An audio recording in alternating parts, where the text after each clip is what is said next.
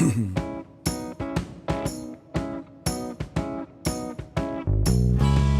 it's Devin, and this is the Youngbloods.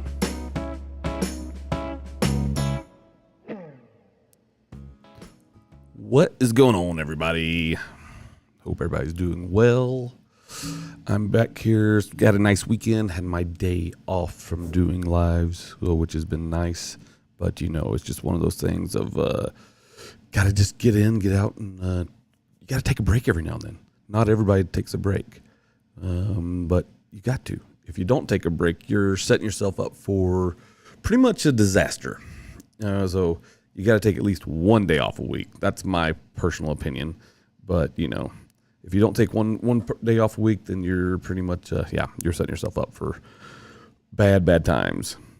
But anyway, here we are again. I got a crap ton of emails, and out of all those emails, I've got people asking all kinds of questions. Some of them I don't know if they're okay. I think some people are trying to fool me. I think some people are trying to mess with me.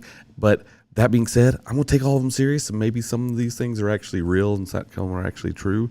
But I don't know. I don't know what to believe sometimes, but I'm going to just keep on reading and responding as they come in. So why not, right? So here we go. Let's see. I got to log back in. I got disconnected for some reason.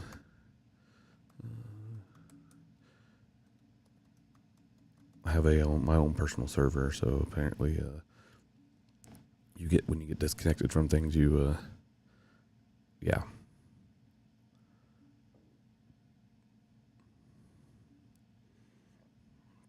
Yep, there we go.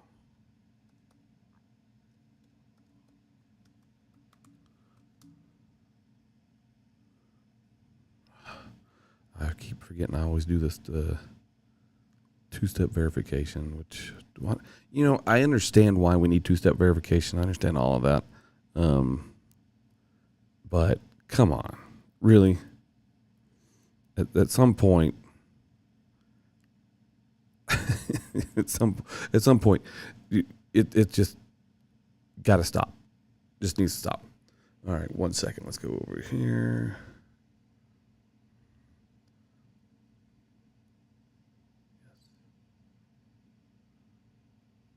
All right, here we go. There we go. Now we're back. We're good. Things are ready to go. And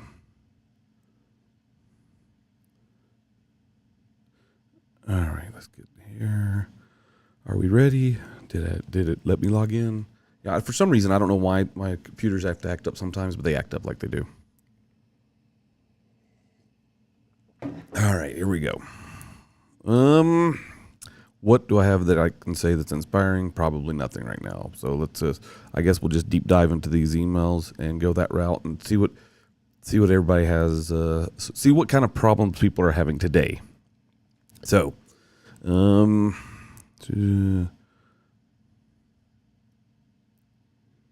go here. I actually sent. Okay, here we go. Hey Devin, I actually sent a super. Oh, yeah, you know what? I talked about that one. Why is it not saving? Okay, hold on. Sometimes things don't update like it's supposed to. All right, let's scroll down.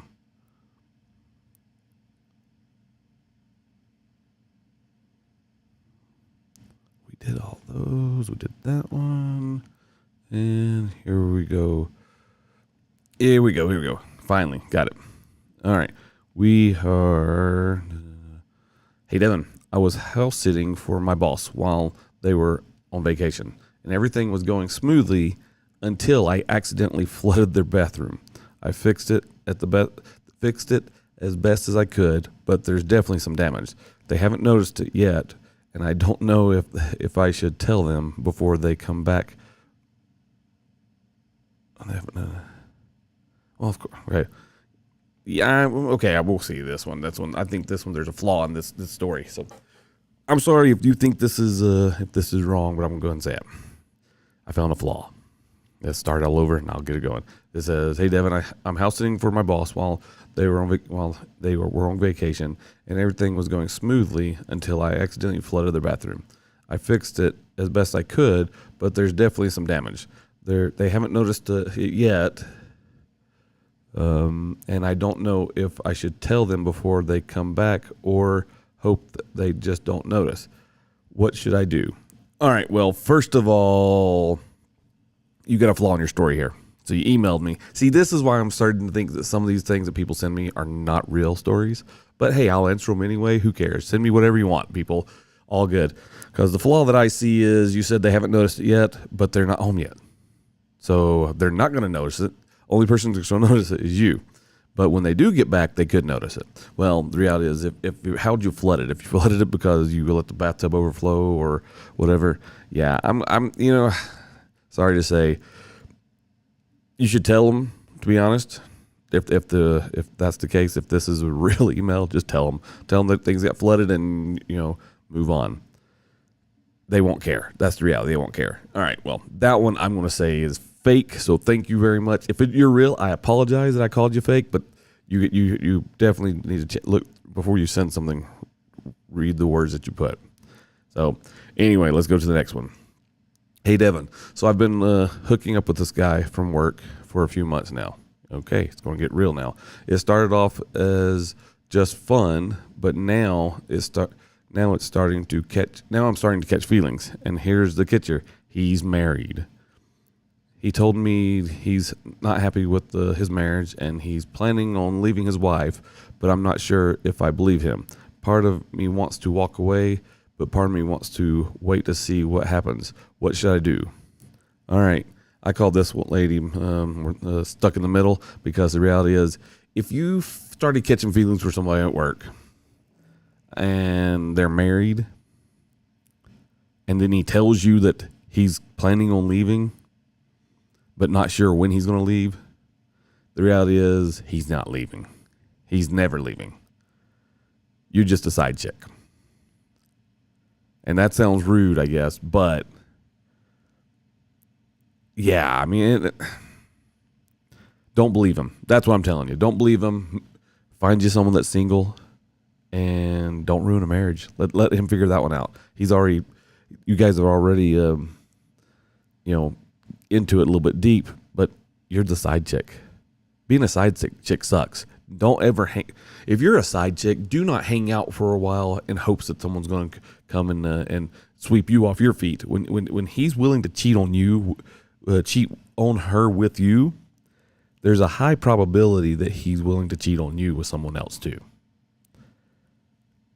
So don't ever be a side chick.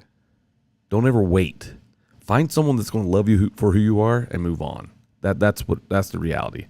Don't settle for seconds, because basically what you're getting right now is you're getting seconds. That's what that is.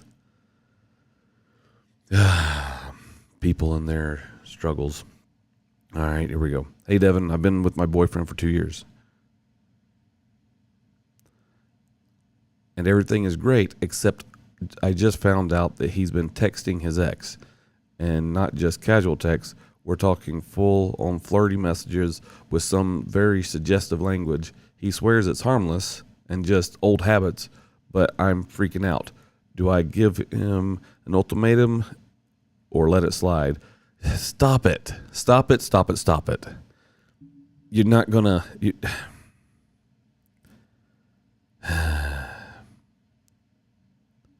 You don't let it slide. That's dumb. First of all, don't even entertain the thought that, my gosh, people, am I the only one that sees this stuff and thinks, what were you thinking? If you're with somebody and they start texting their ex again, and they're flirty with their ex, they're with their ex. Or they wish they were with their ex. And because they wish they were with their ex, they're going to end up trying to get back with their ex. So, again, here we go. You're a side chick. You were the person that he went to just so he can have someone to be with. That's harsh. That's straightforward. And I apologize that it may hurt your feelings, but the ultimatum is go find you someone that's going to treat you like you deserve to be treated, because you don't need to be treated this way. That's just horrible and that's wrong. So yeah, it's time to. Why? I don't understand why people allow themselves to get themselves in situations like this. I do. Actually, I do. It's because people tend to be dependent, and they need somebody to hold on to and someone to attach their wagon to. So you've attached your wagon to somebody that continues to talk to their ex. There's a reason that they're an ex. Now she probably dumped him, and so he's having the wishes he could, but move on. Time to just figure it out. Move forward. Yeah. All right. Let's see if I can get some other ones in here. Okay. Hey, Devin, here's a crazy one. I recently found out my boyfriend's had a secret Instagram account where he posts feet pics. Not his own, but random people's feet that he takes pictures of without them knowing. I'm seriously weirded out. But he insists it's just a weird hobby and not a big deal. I don't know if I should be concerned or just let him do his thing. Help. Okay, here's the thing. You found out that you're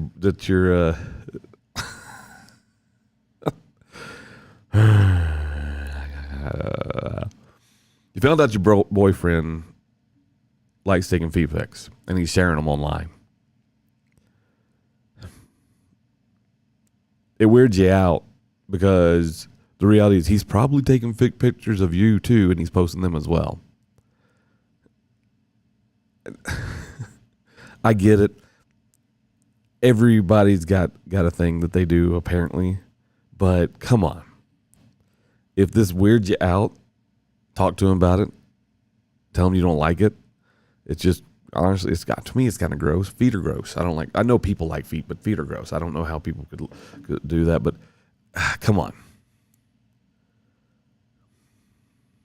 I feel like I'm breaking people up today because they keep asking questions on just, honestly, if he can't move on, if he can't stop and because it makes you uncomfortable, then move on. I mean, especially if you go on there and you see that your feet are on there as well, yeah, you got to move on because it can get just weirder from there. Yeah. Okay. Let's keep on going. See if we can get some that we can go deep into. Hey Devin, I accidentally slept with my roommate's sibling after a night out.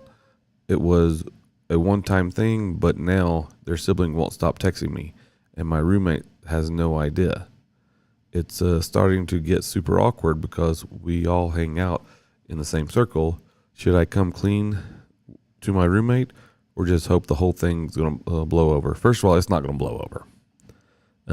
Your roommate's going to find out because one thing I know for sure, if they're similar, like my kids and my brothers and things like that, we'll tell each other stuff.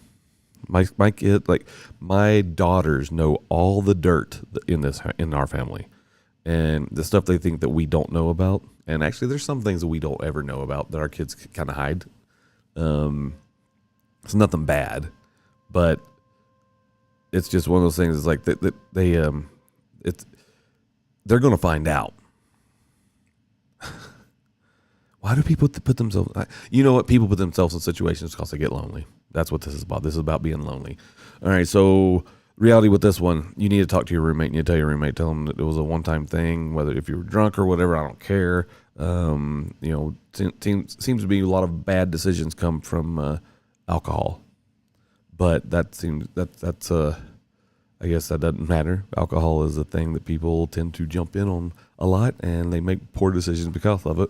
Well, reality is this one, you may end up with a pissed off roommate and the person that you slept with. So the reality is you need to just fess up, figure it out, and then move on from there. Sadly, that's how this thing works.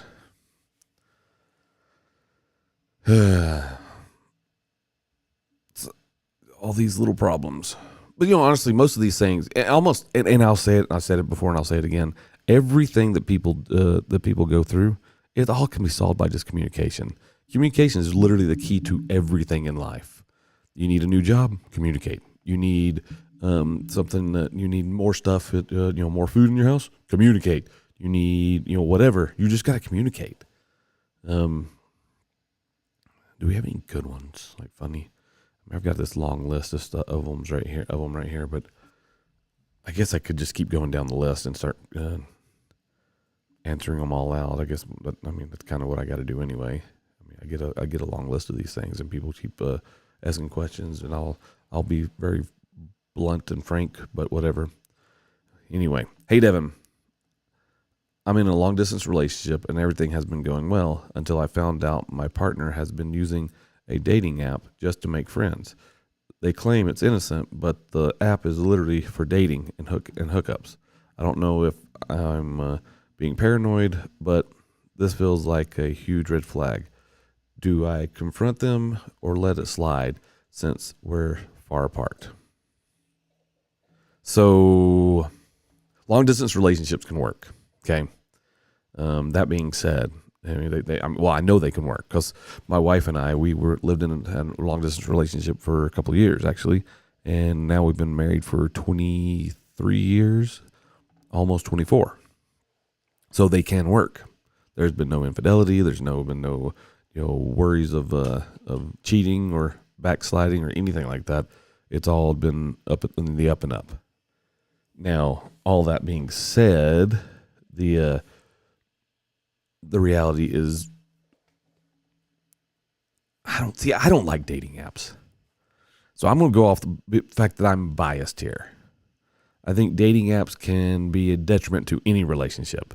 And if they're just looking for friends, I'll tell you, go go hang out at a church. Don't hang out at bars. I mean, you can find friends at bars, I guess, but you need to find people. Who do you work with? Do they? And I've said it before. The people you work with, you don't have to be friends with them. You just got to get along with them.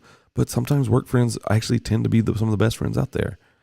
If you make it work, you just got to make sure there's no conflict that will cause you to lose your job. That's one reason I don't like work friends. I think work friends that can turn out very poorly. Excuse me. But yeah, I mean, if they're looking for human contact because it's a long distance relationship, they just need to got to go places. You got to meet people, randomly meet people. There's tons of little get-togethers that you can go to. I mean, if you cosplay, you can get a cosplay group. There's tons of groups out there. But a dating app, see, I just don't like dating apps because I've seen way too many people get involved with dating apps, and they're like, well, it's just innocent. It's no big deal. But then turn around, it is a big deal because something ends up happening. And then, of course, you guys are not married. So there's that. That's a good thing. So you don't have to worry about, the infidelity of that side especially if there's no kids involved, there's nothing like that. So that makes it a little bit easier. But yeah, I just don't like dating apps. I mean, I would. So here's what I would do. I would talk to them, although they may be innocent. Tell them your concerns. Communicate this whole thing. We're going to literally, it's a talking situation. Communicate and talk about it. Let them know how it makes you feel. And then, you're not being paranoid. You just want, you just want to be able to, if they're committed to you, then they're committed to you. And a dating app, if that's if that ends up being the thing that makes you guys break up because they don't want to stop using the dating app, they're not committed anyway. So there's that. So you just I would say you need to talk about this and just tell them that, it bothers you and it just doesn't feel right. So there's that. That's my advice. So, hey Devin, I recently hooked up with my best friend's crush. Oh boy. Let's read that again. Hey Devin, I recently hooked up with my best friend's crush.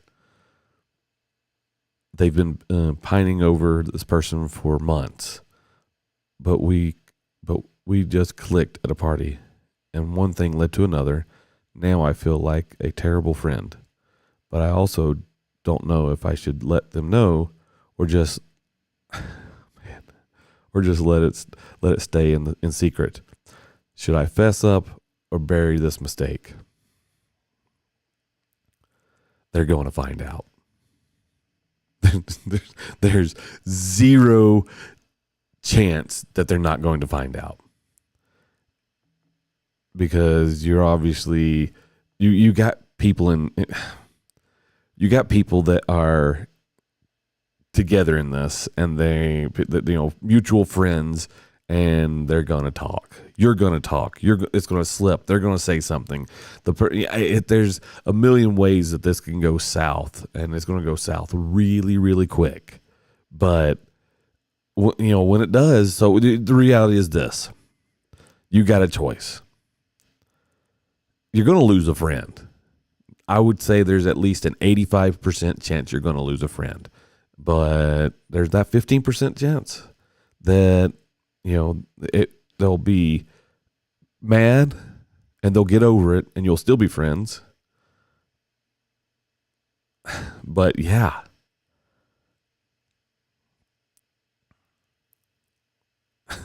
What's that term that my kids have used before, bros before hoes? I mean, the reality is this: you broke a rule, and I understand that rule is when it comes to that, it never works that way. Anyone that says bros before hoes actually is a working thing and it actually functions, they're lying to themselves. It doesn't work that way. But on the other side, you did hook up with your best friend's crush. But who knows? Maybe I'm wrong. Maybe they'll be excited for you. So, but I don't think you can hide this. The thing is, the truth is always going to be the key things to the key way to live. I mean, if you tell the truth. I mean, no matter what, tell the truth. No matter what, even it hurts you. That's what I've always told my kids. I just can't believe that there's no better way to do it. And yes, it's going to hurt you. This is a situation that's going to hurt you and probably hurt you pretty hard. But if you do it right and you communicate it right, there is a chance that it will work out.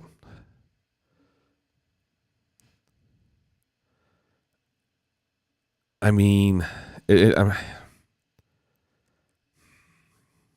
probably going to lose a friend, and that's sucky. There's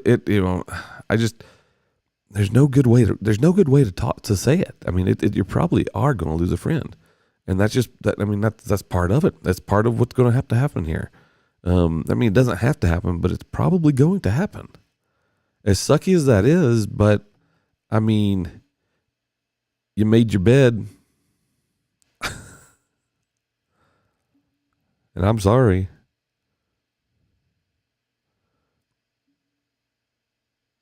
Sadly, that's kind of how this is going to work. That's how it's.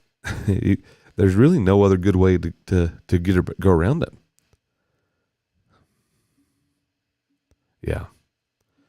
I'm sorry, but that's kind of the reality at this point.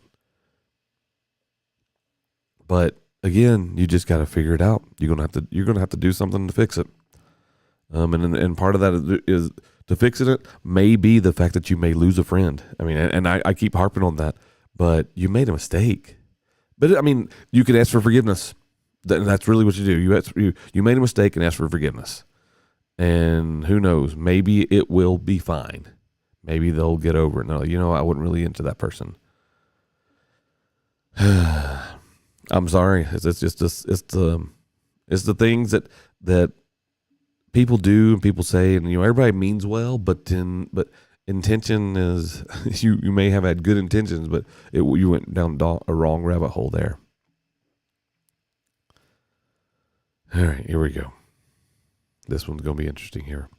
Hey Devin, so my girlfriend asked if I would be okay with her having a hall pass to sleep with one of her celebrity crushes if she ever met them. I thought it was just a joke, but she brought it up several times now, and I'm starting to wonder if she's serious. I don't know how I feel about this. Should I be worried or just laugh it off? So I named this person Hall Pass Panic. So here's the deal. I mean, almost everybody jokes around and has the whole hall pass idea. I mean, everybody's like, well, if this ever happened, could I sleep with this person?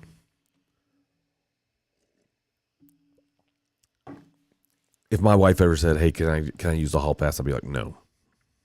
And of course, be like, "Well, you're a jerk. You're just insecure." No, I'm not. We've been married for 23 years. I don't care how good looking Keanu Reeves is. I don't care what's going on.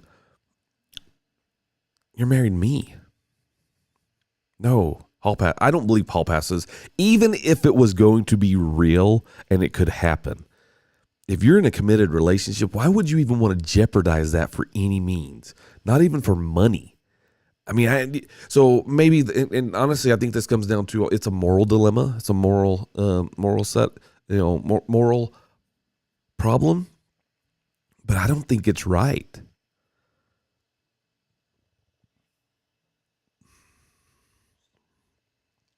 I mean, okay, so for kicks and giggles, you could just laugh it off, right?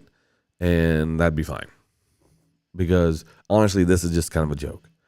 But if it was, it's a serious conversation that needs to happen. And the thing is, I think people are afraid to have those serious conversations these days. You need to be willing to sit down and just discuss anything.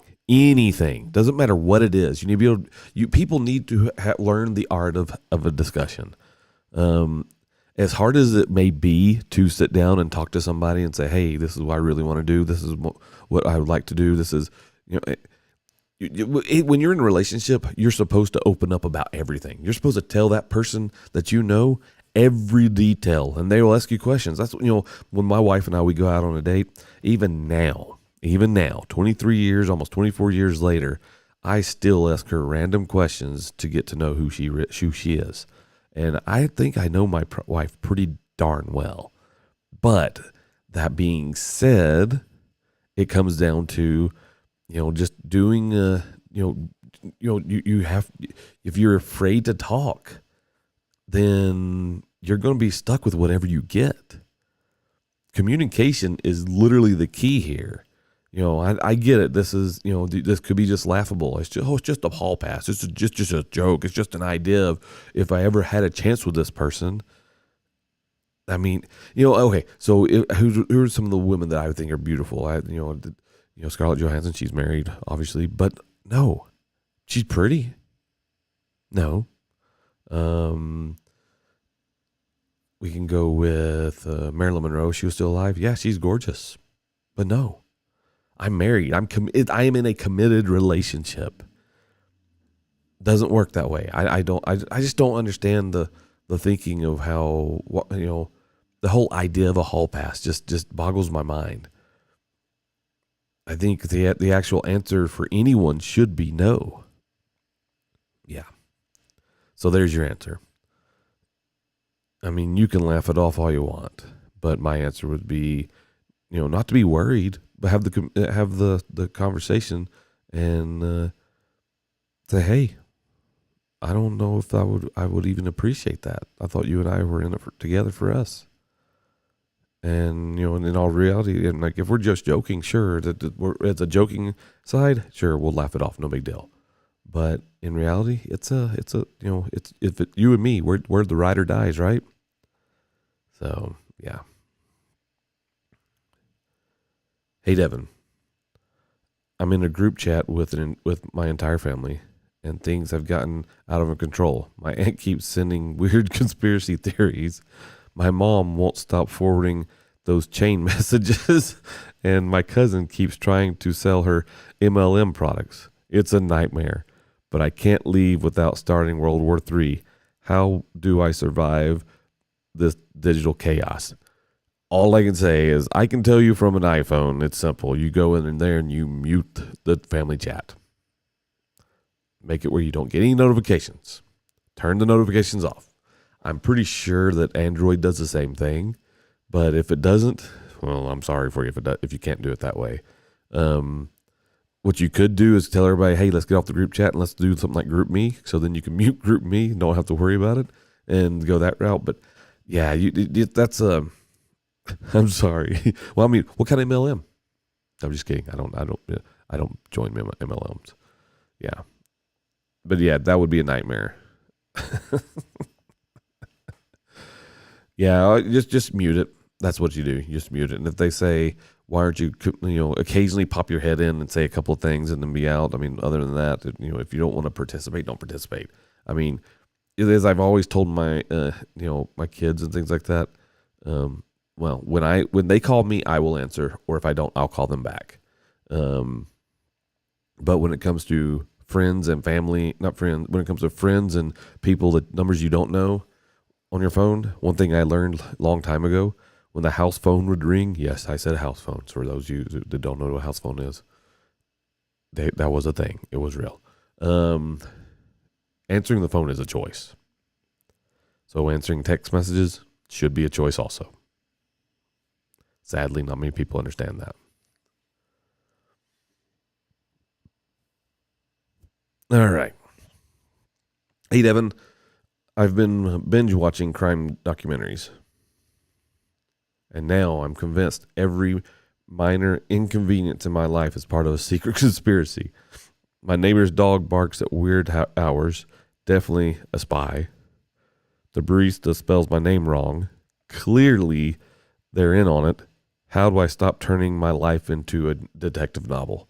Well, your life is a detective novel because it is. This is true. This is 100% true. Everybody's watching you. The government's got taps on your phone. They are coming for you. I'm convinced of this. I think this is real. I think people are watching you. People want to know what you're going. What they know all your bank account information. They know everything there is. I think they are literally coming after you. So you probably need to run and hide.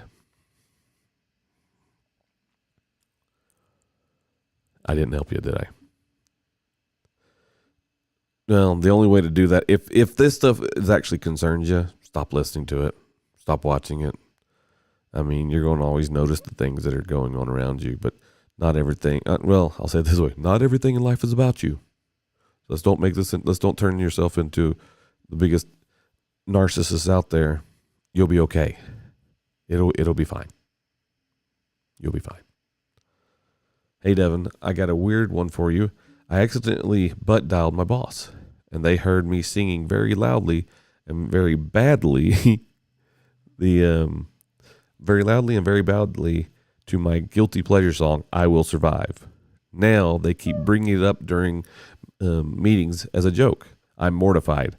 How do I recover from my dignity at work? You don't. You are now forever known as Butt Dial Beyonce. And I hope they heard me say this. You are now Butt Dial Beyonce. I know Beyonce didn't sing I Will Survive, so there's that. Pretty sure that was Aretha Franklin. But the fact that you butt dialed your boss and they heard you singing a song, honestly, I want you to come on here. I want you to go live with me, and I want you to sing me the song as badly as you say you sung it. I guarantee it's not as bad as you think it is. I think they're probably just jealous for the fact that you can sing, and then you're willing to put yourself out there that you can actually do stuff like that, because most people don't do that. Most people don't care. Most people just sit there and just live their life in a life of normal. I'd say it, and a normal life is a boring life. So don't be boring. Be not normal. Be abnormal. So what you did was amazing. Embrace it. Love every minute of it. And honestly, if you embrace it at work, they'll probably stop talking about it. And because one thing they do, one thing I've learned in my life is when people find out that there's something that irritates you, they'll keep poking and pushing that same button. They'll keep talking about that thing just like that one all the time. But if you embrace it, it doesn't become fun for them anymore. So just embrace it. You sing a song. Who cares? And if they recorded it, that's a beautiful thing. Let it be. Who cares? Move on. And then find other songs to sing, and then occasionally do the same thing again, and that'll give them another thing to laugh about. It is amazing. I think that is a completely, absolutely amazing. So don't give up. Don't stop doing it. Seriously, just keep on doing this. This is awesome.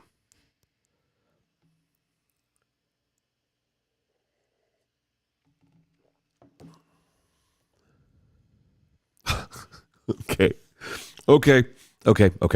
Hey, Devin, I recently got into an argument with my GPS while driving. It kept telling me to make the wrong turns, and I was screaming at it like it was a person. My friend was in the car and saw the whole thing, and now they won't stop making fun of me. Is it weird that I take my GPS directions this personally? Yes. It is weird. No, you know what? Just don't use the GPS anymore. If you knew where you were going, you would have been fine. So, especially if it's telling you to make wrong turns, because GPSs these days, I would say the flaw in them is very minor. They're not going to send you down the wrong roads. I mean, as far as like going the wrong way. So what you say was the wrong direction, then you probably knew where you're going. So that I find weird. The fact that you were using GPS even though you knew where you were going. So yes, I would call that 100% weird. But on the other side, I always think Siri when I use Siri. I think Siri. So I guess I'm there in the boat with you. It'll be okay. And I even now, my computer's telling me that it wants me to respond to it because of Siri. So yeah, there's that. You'll be okay. Let your friend make fun of you. Again, don't let it's funny. A lot of people let little things bother them, and they worry too much about what other people think. And I understand that that's kind of like almost human nature, because we want to be accepted by everybody. We want our peers to accept us. We want people around us to accept us. But just be you. Who cares what other people think? Doesn't matter. The only person you need to be accountable to is, in my opinion, is yourself and God. Everything else and everybody else will figure themselves out. If you're married, you have to be accountable to your spouse for certain things, but other than that, it'll all figure it out. Who cares? Move on.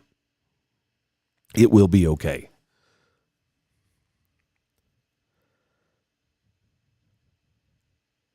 Yeah. I mean, you can argue with the GPS. It just adds to the day. Just makes life a little bit more interesting.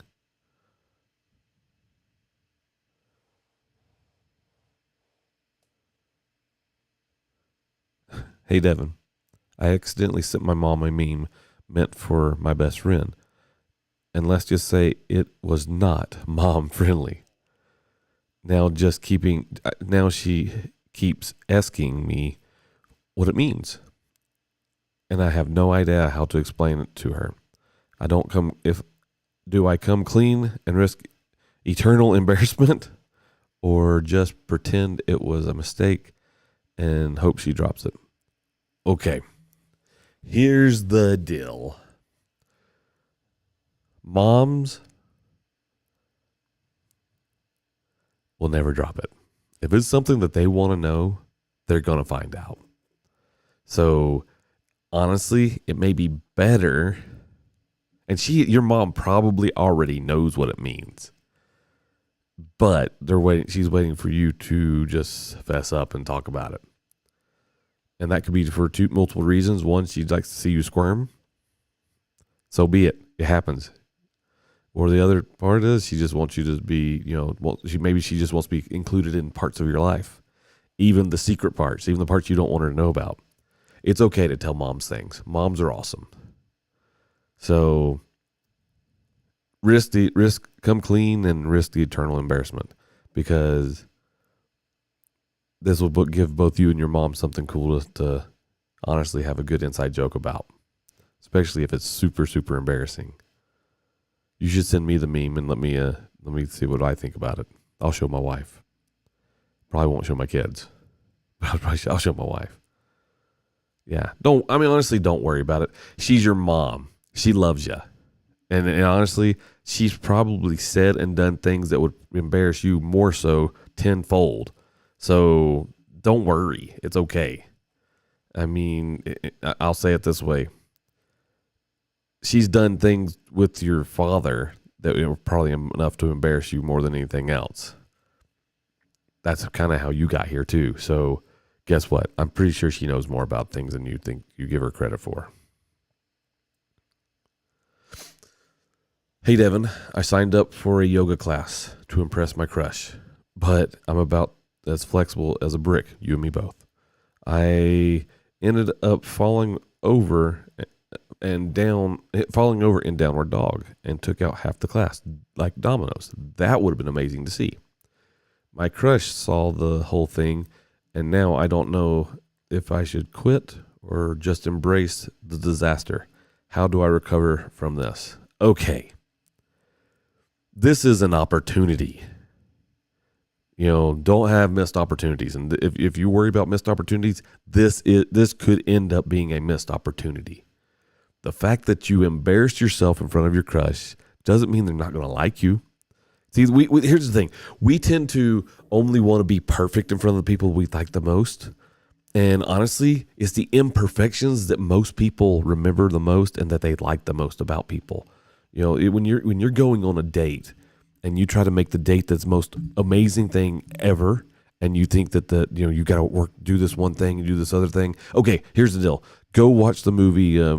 Will Smith is in it. It is called, what is that movie? Where he's the date doctor. What is that movie? I can't remember the name of it. Hitch, I think it is. Yes, it is Hitch. Go watch the movie Hitch. That's the advice I'm going to give you. I'm going to tell you, go watch the movie Hitch, learn from the movie Hitch, because honestly, that is the true thing about that movie is the fact that people would go in, and it's the little things, it's the embarrassing things that the person, especially if you have a crush on this person, it's the embarrassing things that person's going, that you think is embarrassing, that they probably like the most about you. That's the reality. So if you go in and you talk to them, and you say, man, I can't believe I embarrassed myself like that. Obviously, I'm as flexible as a brick. In your words, you're as flexible as a brick. So use that as the advantage to ask the girl out. That's what you got to do. Don't give up. You got to do that, because that will get you the in. If you don't take advantage of this moment, then you are going to make one of the biggest mistakes of your life. Make the move. Go for it. I make a good wingman, and I'm telling you, this is the move that you need to jump on. This gives you that in. And, here's the thing. What's the worst thing that can happen? And I know what you're going to say. You're going to say, they may not like me.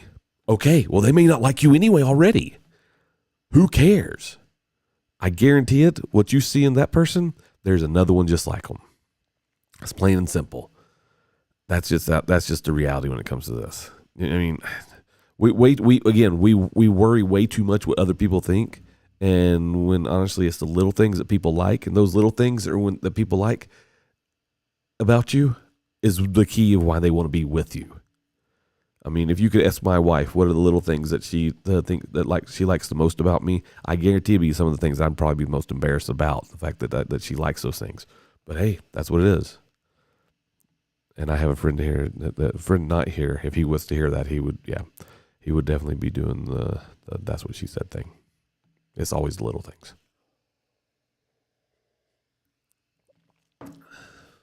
Okay, this one's going to be a rough one. I can tell you this one right now. Wow, just from the first line of it. Whew. Okay. Hey, Devin. I recently lost my dad, and I'm doing my best to keep it together. I feel like everyone expects me to just bounce back. My friends don't seem to get it. They invite me to things like nothing has changed, and when I say no, they make me feel guilty for being distracted. For being distant. I apologize for being distant. I don't want to push them away, but I just don't have the energy to pretend like everything's fine. How do I explain to them what I'm going through without sounding dramatic. Okay, here's the thing. I said it before, and I'll say it again. I just recently lost my mom, so this one's a rough one. I can tell you right now, I'm currently holding a ton of feelings inside because I can tell you I know exactly how you feel. It's not easy to lose a family member. Okay. The plan in life is simple. The plan in life is children bury their parents. There's really no other way around it. That is literally how this whole life and world is set up. We will bury our parents. It's a sucky thing. It's not fun. There is no one way to grieve. It is, and grieving is, it's so, even now, I'll hear a song on the radio and it reminds me of my mom. So it's a rough one. And it's going to be the same thing for you, for your dad.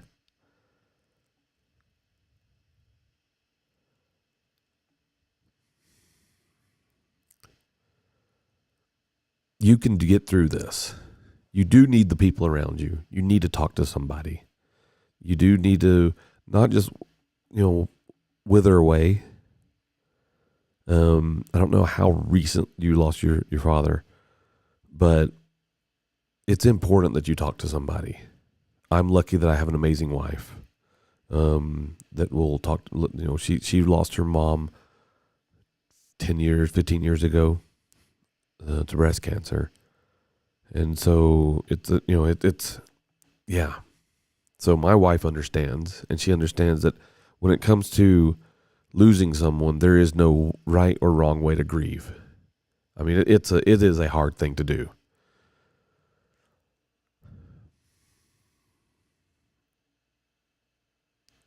I mean, you're feeling guilty, and part of the reason why you're feeling guilty is because you kind of know that they want you to be there, and I don't think they're trying to guilt trip you to doing anything. I think they know that you need to be around them. So what I would do, honestly, I would talk to them and tell them, say, and honestly, if they're your really, really good friends, say, here's what I'm going through, and I am struggling. Tell them you're struggling. There is no shame in saying that you're struggling and that something is hard, because this is a hard thing. I talk to my dad every day, and every day is another box of tears. He calls me and he cries. I call him some and I cry. And my mom's been passed since June 19th. It's not easy, but it's part of the plan.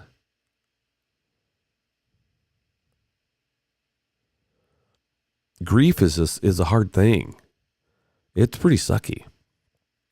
But if you will talk to them and embrace them, and then honestly go with them, as much as you may not feel like it, go once, because it's not going to. Here's the thing. The only way I can describe it is that the universe has shifted just slightly off its kilter to the left.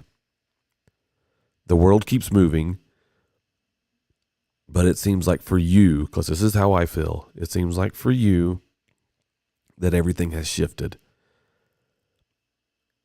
And there's almost as if something's just not quite right, because it's not. It's hard to go through something like this, but it's something that's natural that we all will eventually go through it.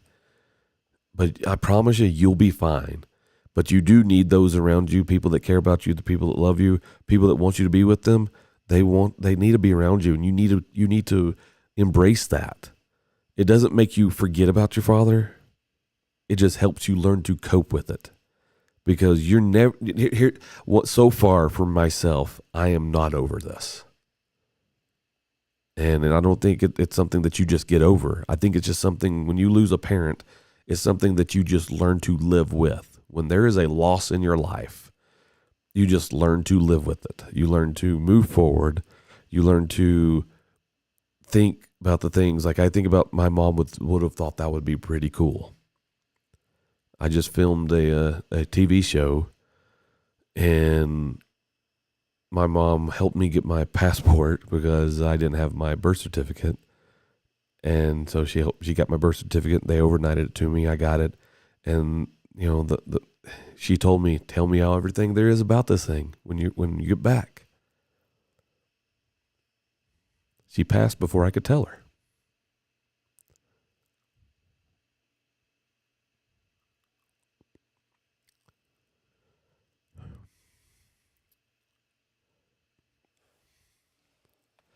It's going to be hard, but I promise you, you'll get through this.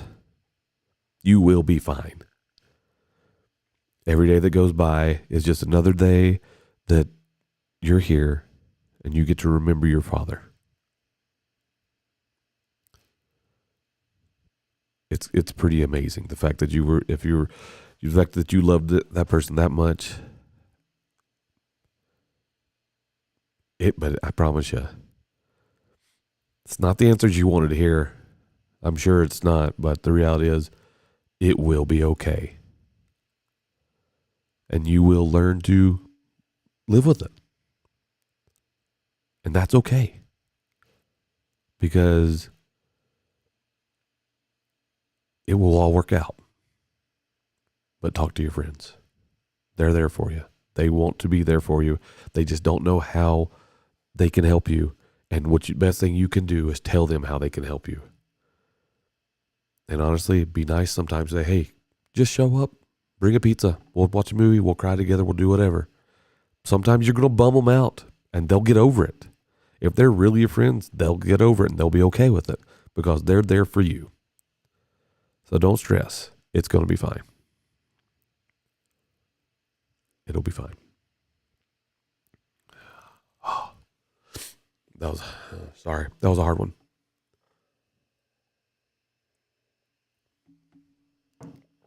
Oh, man. All right. I'm going to have to lighten the mood a little bit. Hey, Devin.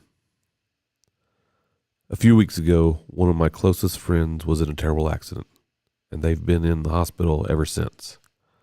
I've been visiting as much as I can, but I don't know what to say when I'm there.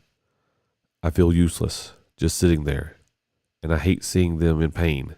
How can I be there for them without feeling like I'm saying all the wrong things? Here's the thing. Man, two big things back to back. Your friend went through something hard, and you're there. If you're not, that's the battle. You're there, and that's all that really matters. They're probably, if they're not in a coma and they know you're there, they just want to have you around. Can you imagine how lonely it would be for them to not have someone around them? If they are in a coma, you're there too. They can tell that you're there. There's been documented instances where people who are in comas, they know the people are in the room, and they can tell you that they know that they're that what's going on. It's just they just can't communicate it. They're just in this dream world. You're doing the right things, so don't feel like you're doing the wrong things. You're there for them. You're helping them. You are doing what will help them the most. So don't stress about it. If you're looking for an excuse not to go, stop looking for excuses. Just stop going. Because if you're looking for an out, you're always going to find an excuse to go out, but the excuse is you just don't want to be there. Now, that could be the real thing. That's what the real problem here. That could be what's really here at play. And if that's the case, just own up to it, really. Be honest with yourself and be honest with your friend, because it's a hard thing. I mean, when you're in a horrible bad accident, that person needs support, but sometimes it's just so much overwhelming for you, and it's hard for you. So sometimes take a break. Say, hey, I won't be here tomorrow. I'll come back in a couple of days and then take a break. There's no shame in that. Do what you need to do. It will be fine. That's what I think. I think people don't give themselves enough credit, and they need to just, taking a break is okay. There's nothing wrong with it.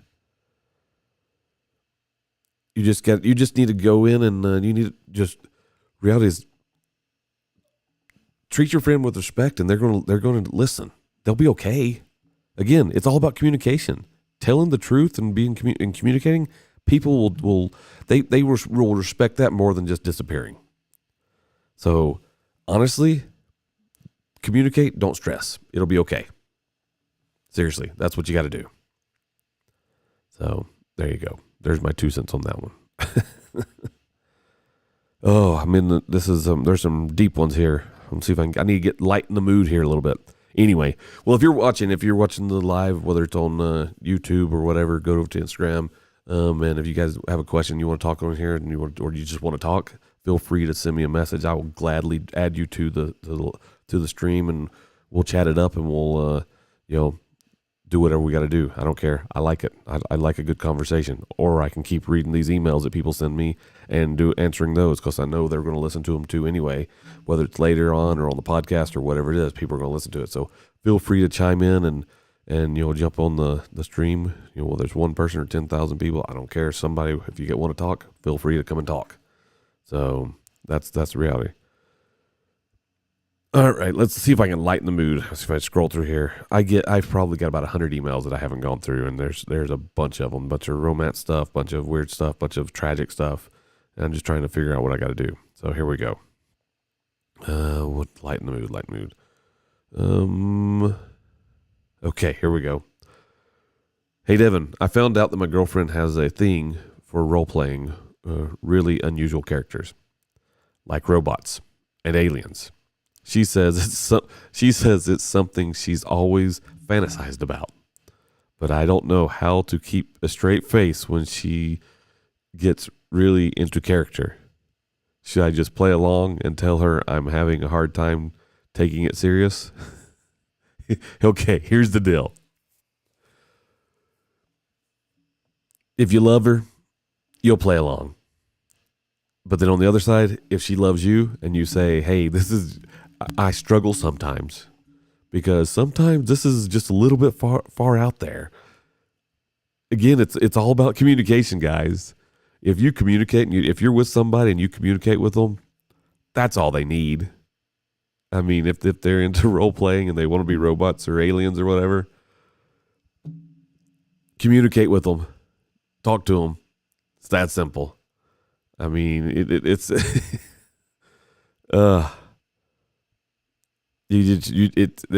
everything's about communication. So if you don't want to, if you're scared that they're going to get mad, then what you got to do is say, hey, sometimes it's just hard to stay focused on the task at hand because you get into the character so much. So again, just talk to people. That's all this is about. Every one of these things are all about communication.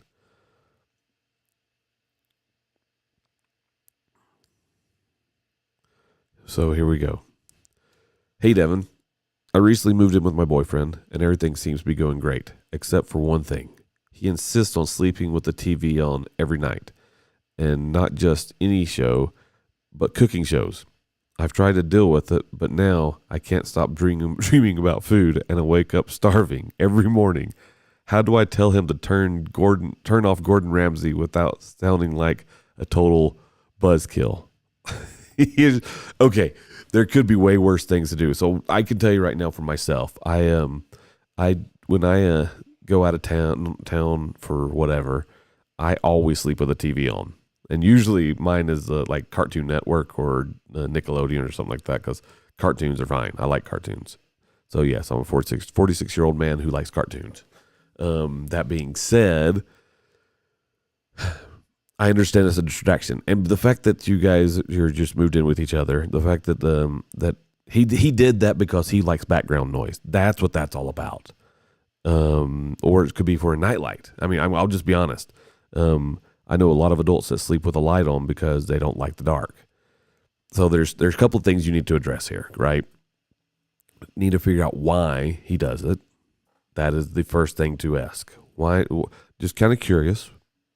Why do you always have cooking shows playing on at night? And he'll tell you. I mean, obviously you care about each other, the fact that you guys moved in with each other, but he'll tell you. And say, oh, okay. And say, then you can just tell him, can we just every now and then turn off the TV? And then if it's a fear of darkness, find that out. It can happen. People will turn off the TV, but you just got to be able again, it's the communication. You got to ask every question right. And I mean, right means just ask the question. So if you're, because you wake up hungry in the middle of the night or in the morning starving because all the cooking shows has been playing, because that's his thing. See if you can pick another channel. See if that would work for him. Because, I mean, it's something that he's always done, apparently, and it's his comfort. And, the thing is, you're his comfort now. So just see if you can sell it that way. I mean, you want to be part of that whole comfort deal. The fact that you moved in, you are there. That you're supposed to be there for him. So it'll work out. You'll figure itself out. Yeah, talk to him.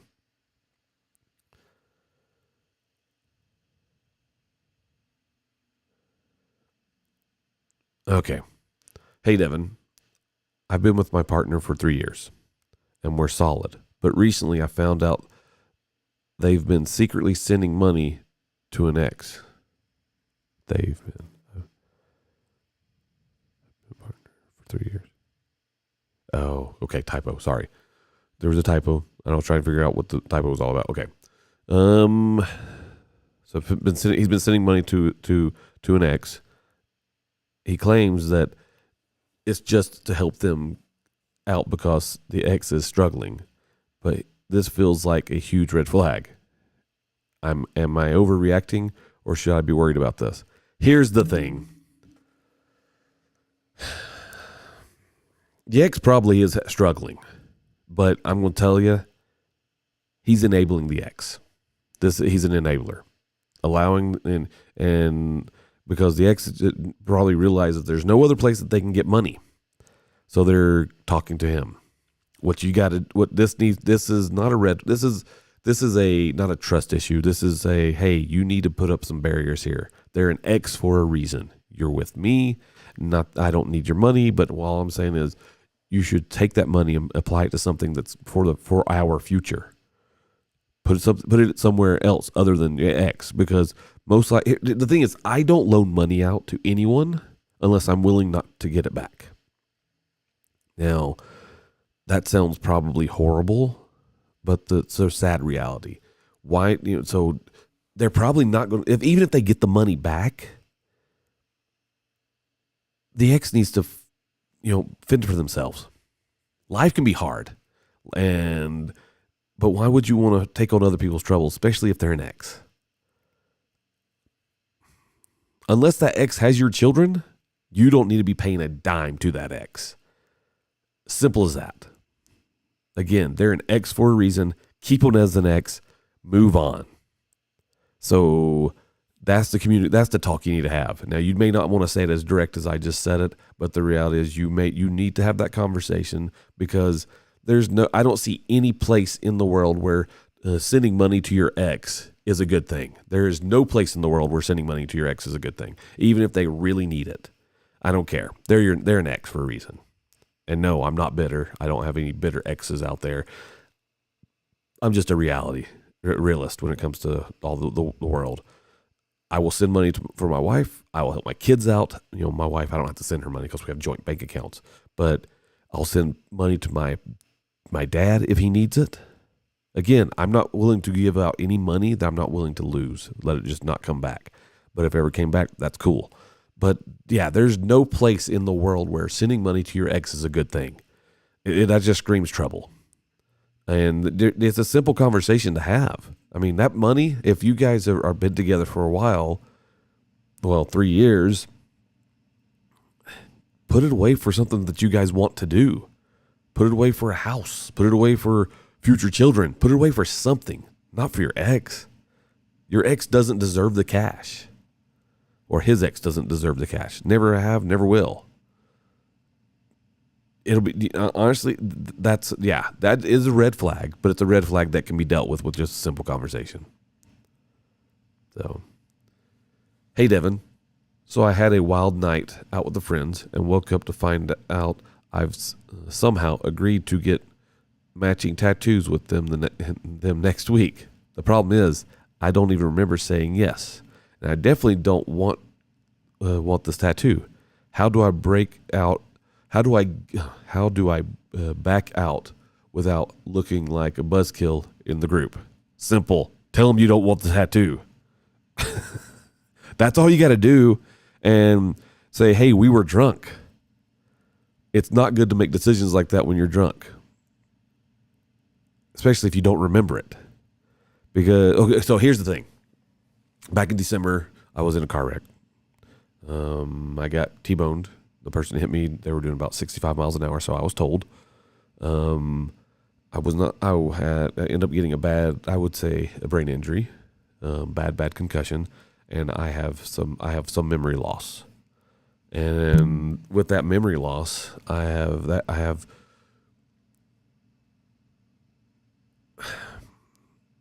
are things that I've used to do that I don't remember ever doing. Like, for instance, comes Valentine's Day. It's Valentine's Day. It's my birthday as well. Happy birthday to me. But it was Valentine's Day, and I always get my wife a gift for Valentine's Day, and flowers, and maybe something sweet, other than me, for Valentine's Day. And I always do that. But I have no memory whatsoever of buying my daughters flowers for Valentine's Day.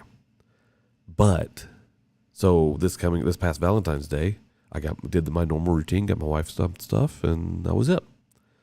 And my daughter, my youngest daughter, not middle daughter, I have only two daughters. My youngest daughter, she says, my oldest daughter is married now, so I passed that on to her husband. Her husband's job is to buy her flowers and things, so that's his job. I will always take care of my single daughters and my wife. Now, my single daughters, now that I remember, now that I've been told that I did that.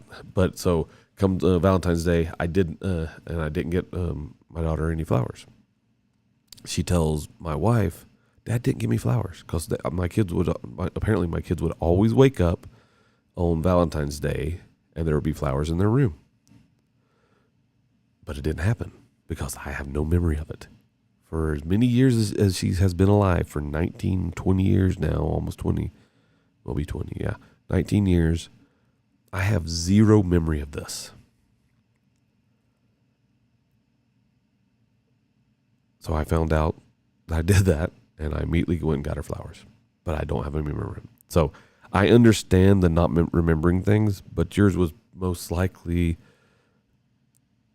well, as you said, it was a wild night out. So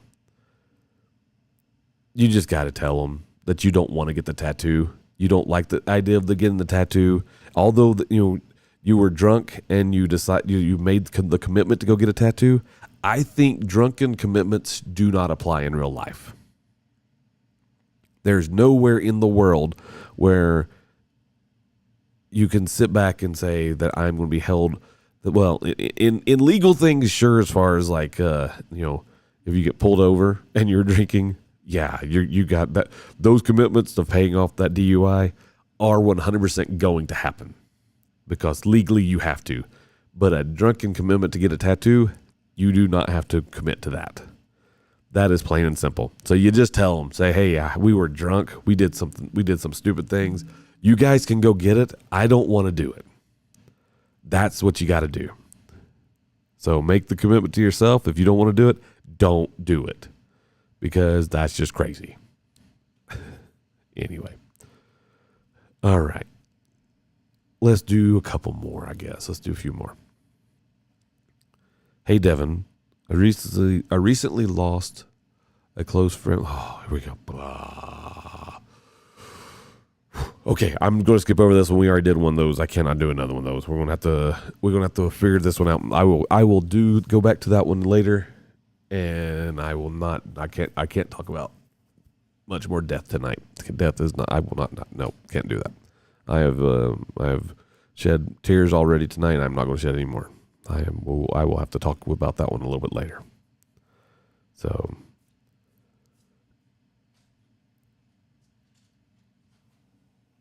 here we go. Let's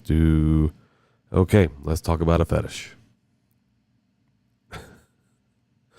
Hey, Devin, my partner recently revealed that they have a fetish for being treated like a baby, like they want to wear diapers and be taken care of. I have no idea how to handle this. I love them, but this is way outside of my comfort zone. How do I approach this without completely freaking out? Here's the thing. I get it that people have some weird things that they enjoy in their life. I read an article about this same exact thing from this couple that lives over in Europe. I want to say it was England. I can't remember what part of England, but over there. And she does this. She does this no problem for him.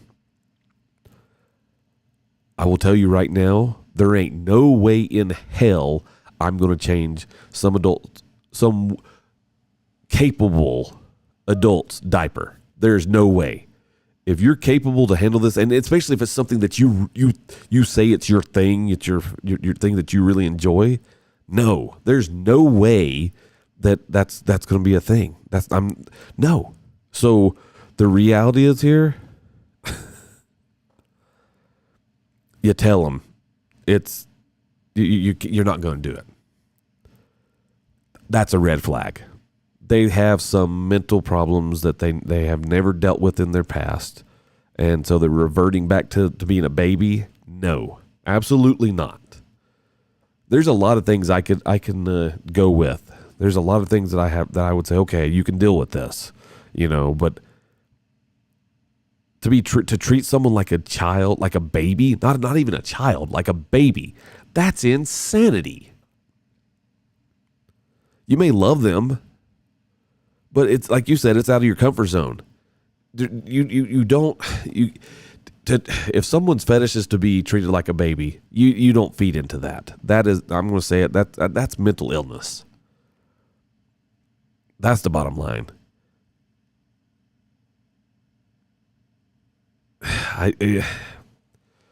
That's just, you can't do that. That's just not even right. There's no place for someone that has to deal with that, unless it's your thing. If it's your thing, go for it. Be all cool. That's all part of it.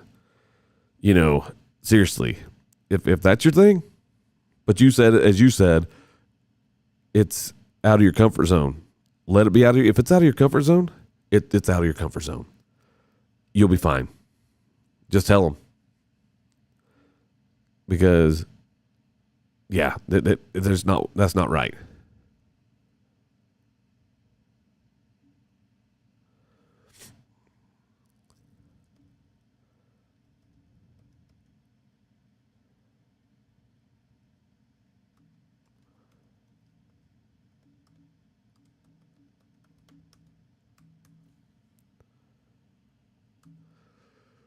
Yeah, sorry. That's just, that blows my mind. I can't, I can't do it. I can't do it.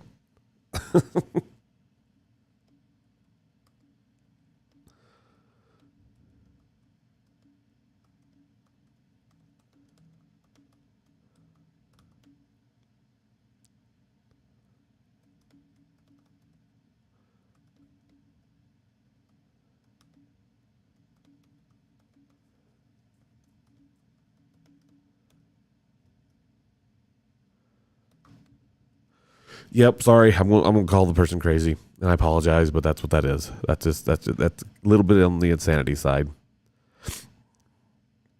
Anyway, well, there you go. That's my 2 cents. It's a communication. You got to talk to them and tell them, hey, it's not in your playbook. Don't want to do it.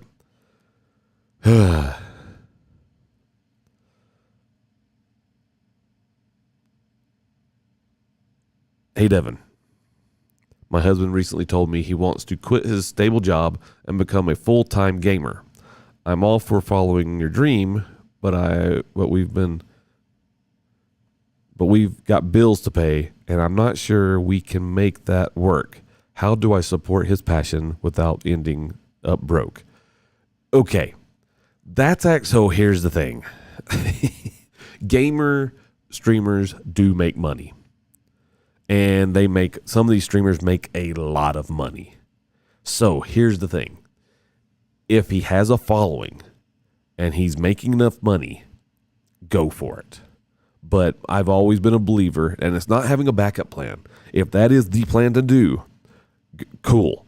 But if he's got a good, stable job, then that what he needs to do to build up to get that following and get to where he's making enough money on that, he needs to be streaming. So tell him, here's the deal. Work your job. If you're working too, you work your job. And then you tell him every minute you can, I want you to stream. I support you. I love you. I want you to do this. This can be done and you can make some money. There you go. But I don't feel like for our finances, because especially when things are so expensive these days, gasoline is ridiculous price. Milk is getting crazy. Rent is out of the world. And so you just can't, we, as my wife and I, our plan was I can't leave my job to do what I want to do, which is this, until this was paying a good portion of the bills. And then, so the reality is we have to make sure that for me to follow my dream of doing this for a living, it had to make that much money.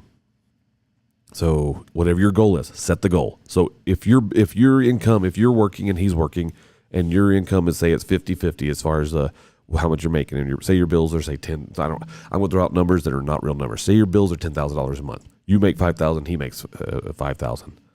That's $10,000. So he needs to make sure that before he quits his job, he's got at least, I would say, the amount of money to cover half the bills. Because essentially, if you're covering half and he's covering half, it has to cover half the bills. Now, you guys, if you're say you made $10,000 a month, then you probably don't have, your bills are probably not that bad, but you probably have excess. So you need to look at your budget, see what you can trim the fat on, get rid of some of the stuff that you don't really need, and then, carry on from there, because it will work out. You can do this. This is a thing that can be done. It's just a matter of, following through with the dream and making it happen. But you don't quit something when there's something not there. That would be me quitting, a great paying job to say, I think I can make money by hiking across America. Sure, it's possible. You can get sponsors, you can get money coming in for you, but that's a hope and a dream. So you have to be able to make sure you can supplement accordingly. It can be done. You can do this. And you can follow him and tell him that you support him in his dream, but it needs to be done in the right way. You can't just do it on a whim. You have to think about these things. It has to be something that is thought about with much consideration of the family's finances. You just don't go in and boom, I'm going to make a rash decision and hurt yourself financially. You definitely do not hurt yourself financially. If you're going in and to quit the job, I know people are going to say, well, you're just not all in. You're not giving the support and commitment that needs to be done. If it's going to put your family in dire straits because of the money, it becomes a money issue, you're crazy. You're crazy. But on the other side, if you've got a huge nest egg and a tons of money set aside, sure, take a chance. So tell him to take a leave of absence from work. We've got this much money set aside. We can pay all our bills. Even if you did not work, we can pay all the bills for the next X amount of months. I would say 6 months. Say if you have a 6 month nest egg set aside, then say, let's see where you are. Let's try it out for 1 month or 2 months. You take a sabbatical from work. That can be done. Take a break. And you just stream, and he streams, and he streams, and he streams, and he streams, and he starts doing that like crazy. He can make money. It is real. It is literally a real thing. It is something that can be done. But if it doesn't work, then he can go back to his job. You let that, what you can do, let him hope, let him push through, And if he sees that the light is at the end of the tunnel and it will work, then make the decision. Walk away. But don't hurt yourself financially for a lofty dream. Simple as that.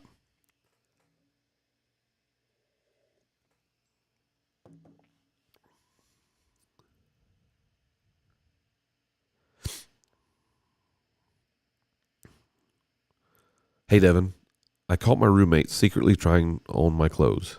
And when I confronted them, they just laughed it off and said they were just curious. But I'm not sure I'm okay with it. How do I set boundaries without making things awkward between us? So your roommate, there's some unknown factors here. If it's a roommate, like you have a separate bedroom and they have a separate bedroom and you're renting a house together and so you're housemates in general, then just put a lock on your door. Simple as that. Put a lock on your door. And then if they bring it up, you say, hey, I don't appreciate you putting on my clothes. And then of course they may get offended, whatever, but just say, hey, that's my stuff. That's just how that is. Now, if you're in the same room, if you're literally roommates, as it says, which I'll take it at that, then just tell them. Say, I know you kind of want to just laugh it off, but hey, that's my stuff. I'd appreciate you just don't do it. I mean, talk to them, communicate. I think that's simple. It's usually the simple things that work, and honestly, the simpler it is, the easier it may seem too simple to do, but it's simple. The simple things literally are what solves problems these days. So it'll be fine. Just tell them. Tell them.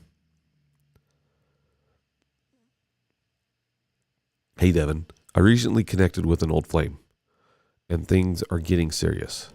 But there's a twist. They are best friends with my current partner and siblings. They are best friends with my current partner's sibling.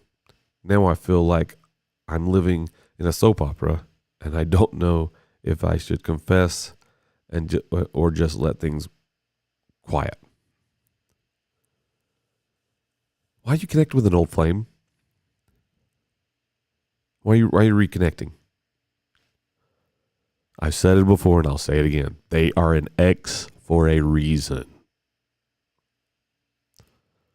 An ex could be someone that you used to date, that you may not have broken up, you just parted ways. They moved to a different city, you lived in your city, and you just parted ways. So, yeah.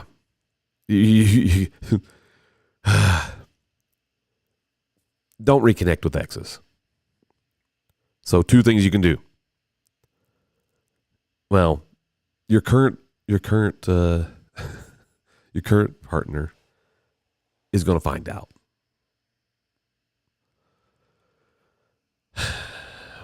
So you're going to have to tell them, hey, we talked, and you're best friends. You're actually best friends with their sibling. So they're going to find out. So you created your own soap opera. You made your bed. Time to sleep in it. It's sucky, but guess what? You'll be okay. If you talk it out, get it figured out, it'll be fine. It'll be fine. Trust me. You're going to be okay. No worries. Life is good. It will move on. Hey, Devin, I was invited to my friend's wedding, and they're asking me to give a speech, but I'm terrified of public speaking. I'm worried I'll freeze up and ruin the moment. How do I get over my fear of giving them the speech and give them the speech they deserve? Okay. I, for one, when I give speeches or talks or whatever, I don't write word for word. I write pinpoints, and I do those pinpoints because I can. You have, in a lot of ways, if you were to write it all the way out, it gets a little bit harder because then you feel like you're going to mess up and you won't be able to say the things that you need to say And if you if you lose your spot, you'll forget something, and then you'll feel like you mess up. That's my take. That's what I do.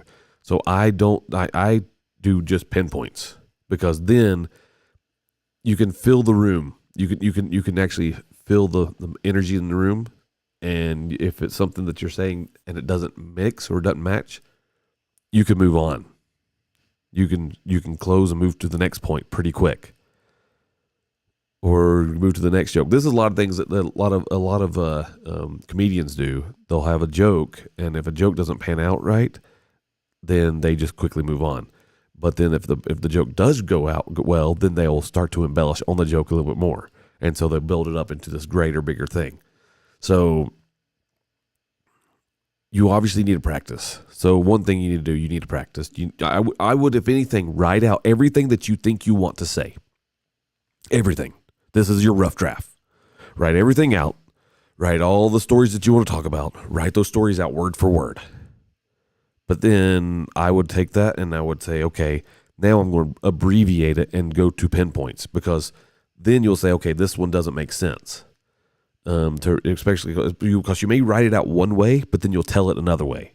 So that's what I would do.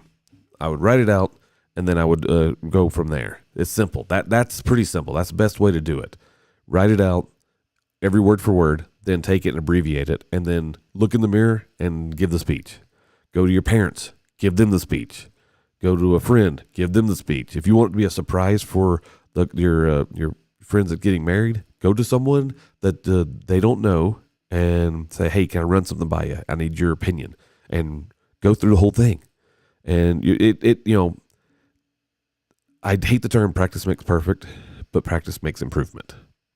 So your first time you ever do it, it's going to be hard, but you'll be fine. You'll have butterflies. You're going to be nervous. You're going to do all this other stuff, but keep your pinpoints on you and just keep rolling with it. You will be fine. It'll be easy.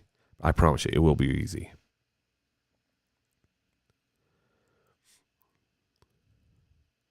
Okay, I just started reading the first one. This next one. Okay. Hey, Devin. I'm in a new relationship and everything is great, except for one thing. My boyfriend has a collection of stuffed animals that he insists on arranging on the bed with us every night. He even gives them names and says goodnight to them. It's kind of cute, but it's also super weird. How do I bring this up without hurting his feelings? You can't.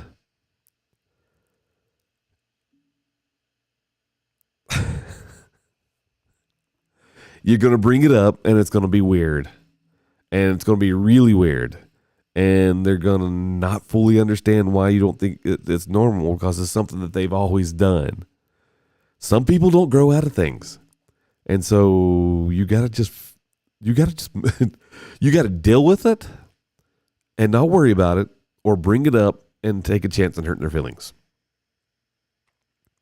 Now, I will tell you, most men are teachable. So the longer you're in the relationship, you can slowly have things change. Again, men are like training a dog. If you just work with them a little bit and you reward them, and you work with them and you reward them, they're going to eventually fall into place. Now, they can be stubborn, but that's okay. But it is possible to teach an old dog tricks. So there you go. This can be done, but it's going to take some time. And as you said, everything is great except for one weird thing. But guess what? That weird thing can be fine. You can work yourself around it. You obviously got yourself a project for a boyfriend. If you're willing to work on it, it'll be fine. Excuse me. Hey, Devin, I was on a date with someone I really like, and everything was going great until I sneezed and farted at the same time. It was so loud and obvious that there was no way to pretend it didn't happen. Now, I'm too embarrassed to text him back. How do I recover from this disaster? First of all, he's probably told all his friends about this. But if he likes you, he's going to think it was hilarious. So if you sneezed and farted at the same time around your date, I promise you this, if he likes you, he won't care. Although he probably didn't show it to you when it first happened, but he was probably cracking up. So it'll be fine. Now, if he doesn't like you, you just became a story for him. So it'll be either way, you'll never see the guy again. He may tell some people, and you'll have to live with that because honestly, it's hard when if you sneeze and fart at the same time. It's embarrassing, but life's full of all kinds of embarrassments. You'll be okay. It is definitely a weird dynamic when you sneeze and fart in front of your date at the same time, and it is loud and they hear it. Yeah, it's sucky. It's embarrassing, but you'll be okay. It will be fine. I promise you that. That's a good one, by the way. Don't stress. You everything will be okay. Again, you gave them a good story at least. If they don't go out with you again, you gave them a good story, and you got yourself a good story too. So don't let the embarrassment hurt you. Move on. It'll be okay. I promise you there'll be way more worse things that are going to happen in your life than that.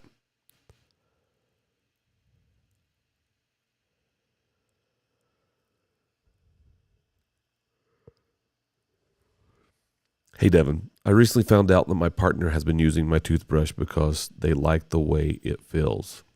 I'm grossed out, but they don't seem to think it's a big deal. How do I get them to stop using my toothbrush without making this into a weird hygiene battle? First of all, ew, that's gross. I know of some people that use the same toothbrush too. I can't do it. And I know the justification is, well, you kiss each other, right? So it's okay. Yeah, but I'm not flossing the other person's teeth. I'm not scrubbing the plaque off their teeth when I kiss someone. I'm a good kisser, but I'm not kissing like that. You can ask my wife. She'll tell you I'm a good kisser. Yeah, that's gross. That's disgusting. I understand how you feel because no one wants to use the same toothbrush as someone else. But if they're using your toothbrush, go buy another toothbrush. Let them have that one. Tell them, hey, you can have it. I got me another one. And then if they start using that one, then they make these little things that go over top of toothbrushes. They actually have a lock on it. So you can do that. And of course, if they say, hey, that's weird, say, no, I don't like using my toothbrush. Tell them straight up, I don't like using my toothbrush. But if they think that your toothbrush is better, buy them a toothbrush just like it. Say, here, I got you one. This one's just for you, and it's yours. Yeah, sharing toothbrushes is gross. I don't care what anyone says. I don't care what they think. You have to set boundaries when it comes to having a toothbrush. You don't want to share a toothbrush with somebody. That is just hygienically disgusting. So yeah, there we go. That's my 2 cents on that one. Okay, where we got another one. Hey, Devin, I have a quirky habit of talking to my plants. Well, I know a lot of people that talk to their plants. Okay, and it's something I've always done. My new roommate walked in on me having a full-blown conversation with my fern, and now they think I'm crazy. They won't stop teasing me about it, and I don't know how to explain it. Explain that it's just my thing. Should I just stop talking to my plants altogether? Here's the thing. There's actually there's been a study that when you talk to your plants actually do better. This is actually a true thing. It is a factual. It's like playing hard rock music around plants and also playing Mozart around plants. Plants do perform well when they are talk to, or they have good environments around them. So just tell them, hey, you want healthy plants, so you talk to your plants. If they think it's weird, say, I'm sorry. All of us have something weird we do. This is just your weird thing. Get over it. If they're just your roommate anyway, who cares what your roommate says? Let your roommates think you're weird. It doesn't matter. So talk to your plants. I say embrace it. Talk to your plants. Your plants deserve to have a good conversation. And so do you, because obviously your roommate is not giving you a good enough conversation to have, so you have to talk to your plants. So talk to your plants. That's what matters. You have to talk to your plants. All right. I think I got 2 more in me, and then I think I'm done. I'm going to be done for the night. All right. Here we go. Hey, Devin. I've always been a little obsessed with aliens, and I even believe in UFOs. I think I might have scared my new partner off because I casually mentioned that I've been preparing for the inevitable alien contact. Now they're acting distant and don't know. I don't know if I should backtrack or just own my alien prep help. People like Joe Rogan. Joe Rogan believes in aliens. He thinks they're coming. He thinks they exist. He wants to believe so bad that he's willing to do almost anything for it to be real. If someone does, if they're backing away from you because of this, don't keep them. Again, if someone can, and that sounds very, very harsh, but if someone can't see your quality and see the value of you, you don't need them. Just like if you don't see the value of someone else, why are you with them? So let this be that. Who cares? Believe in aliens. Find someone that believes in aliens with you. You'll be okay. Here's the thing. People have their own things that they want to believe. I know a lot of people that believe that we have a flat earth, and that's okay. That's up to them. So if your thing is aliens, who cares? Let them be distant. Let them back off. But honestly, just have that conversation with them. Communicate it. It's easy. Let's talk. Yes, I like aliens. I kind of want it to be real. I believe that there's a lot of proofs that there are. But don't back away. What's wrong? That may not be the problem, but you'll find out.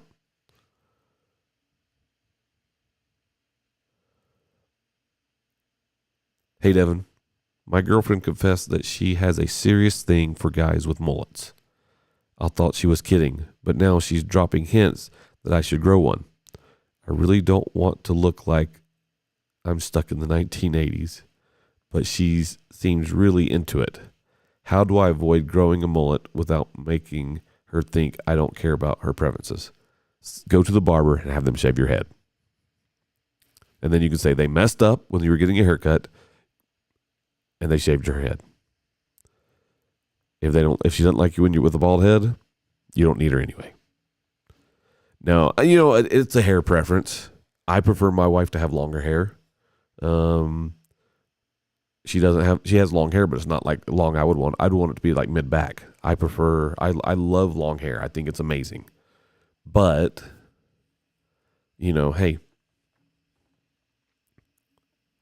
looks and things like that change. It's just a fashion deal. You could try it out. Who cares? It's not going to hurt you. But say, hey, I'll grow it out for a little bit. Try it out. But I'm not going to keep it. I'll do it just to appease you so you can like it, so you can see what it looks like. That's what you do. Try it out. And not everything's got to be all cut and dry. Just try it out. Pretend a little bit. See what she thinks.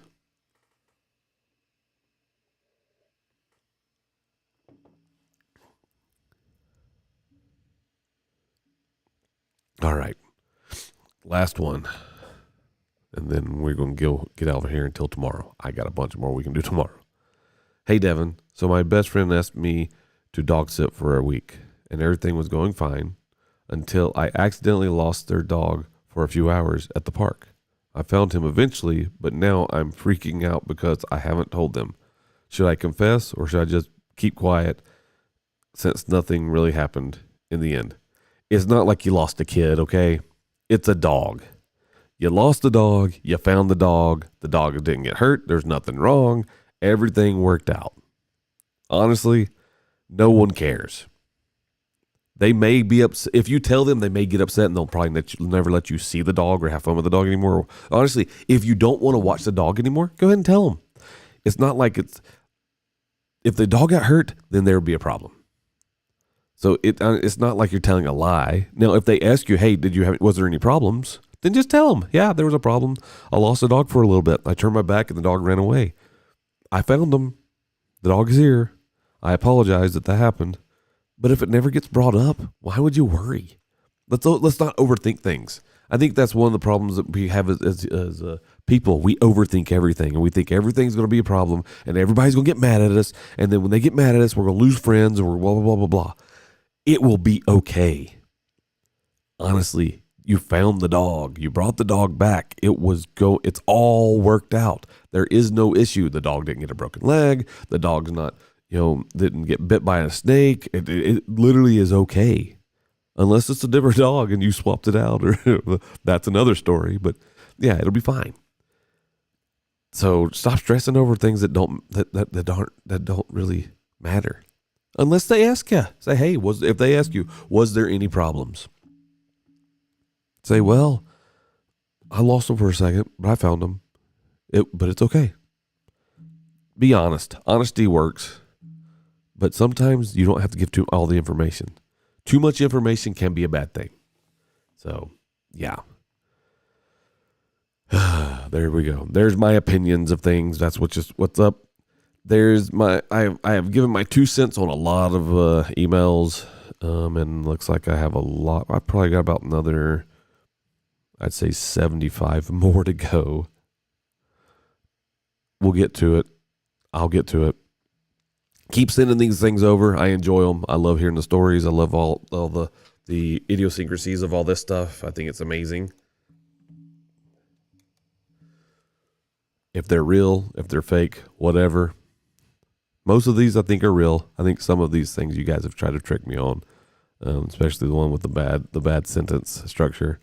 I think you forgot. You think you're trying to figure out. And so, not trying to call you out on it, but I think that's kind of they're a little bit suspicious there. So, anyway.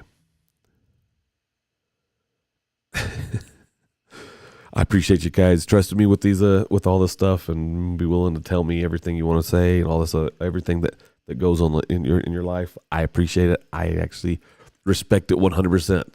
I love the fact that you guys can send me an email and I'll respond to it. I love the fact that you guys will jump on the live stream and tell me about things, and I'll respond to that, and we'll talk about things and we'll work through it. I'm perfectly fine with that.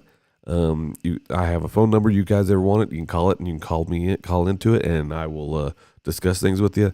No problem. Again, thank you guys for listening. Hope everything is doing well for you guys, and I hope your life turns out amazing. Anyway, I will talk to you guys later.